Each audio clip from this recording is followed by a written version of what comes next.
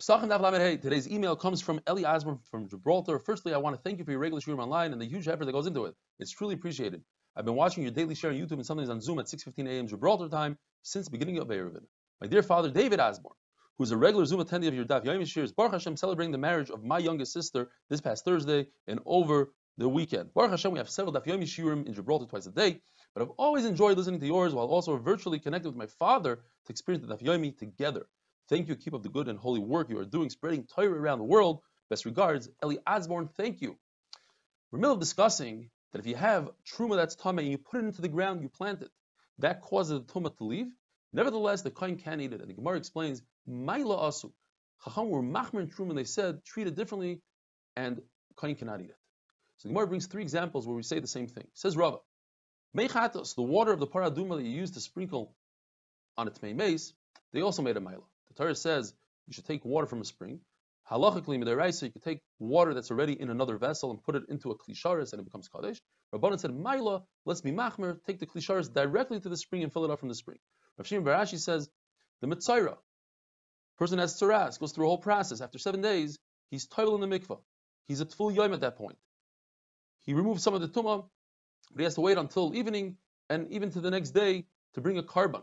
So as soon as he comes out of the mikvah, he's able to eat meiser. When the sun goes down, he's able to eat truma. He's no longer tummy. Why can't he eat kachim? The answer is because maila asu. Same thing is it says in the pasuk v'habasar twice, and we learn from the second v'habasar from the vav to include tuma to wood and frankincense. Question is, those two things never become tummy. The answer is maila asu. And now we're discussing hilchos matzah at the Leila Seder. Matzah. Matzah must be made from the 5 grains: wheat, barley, spelt, rye, and oats. The Mishnah calls oats shiboil shual. Rashi says because it resembles the tail of a fox. When you take truma, you have to take truma from one variety of fruit to the other. So the Gemara tells us that kusmin, which is spelt, is the same min as wheat. So if you take truma from one to the other, you're yaitza. But let's say if you take truma from wheat to oat, you won't be yaitza. On the other hand, rye and oats are in the same family, so you can take one from the other. What about rice and millet? Can you make a matzah out of rice? So we passing like Rabbi Elazar ben Yaakov, they cannot make matzah out of rice. In fact, if rice becomes chametz, you're not over on an iser the rice and you're not chayiv kares. Rabbi Elazar ben Yaakov holds that it has to be an ingredient that can become chametz. It can leaven. Rice cannot leaven. You see it rising, that's because it's spoiling rather than fermenting.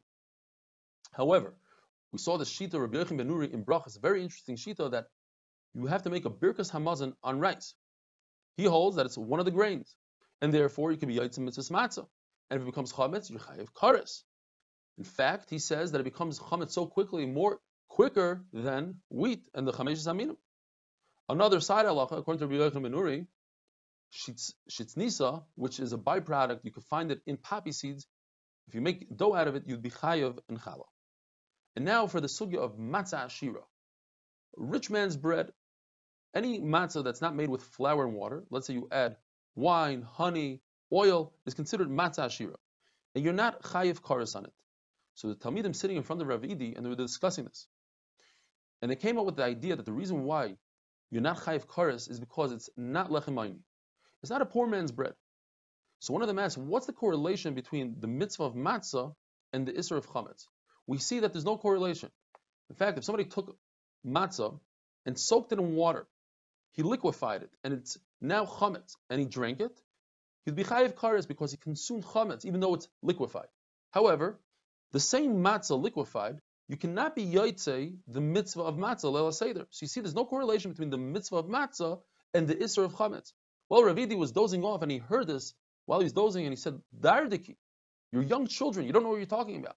The reason why matzah shira a matzah made with wine and oil, is no good, you're not chayiv kares, is because a machmitzim, may peros, cannot become chametz. The Mishnah continues to say that you can be yaitz matzah with dmai. Damai. What is this? That is, if you buy produce from an amaretz, we're concerned that he didn't separate the trumas and maasros, you have to do that yourself. Now, if you made matzah out of it, you're yaitz. Why? Because everybody has the ability to eat dmai. Since a poor person and a soldier, a Jewish soldier, can eat dmai, everybody can become poor automatically by being mafkid and chasim, so they're able to eat the mai. Your yaitza with ma'aser rishon. That's the first 10% after you give truma, that you give it 10% to the Levi. If the Levi removed 10% from what he received, which is truma gdoila, which is trumas ma'aser, then you can make matzah out of it. The chiddush is that the Levi received this 10% before the truma gdoila, the 2%, was given to the kohen.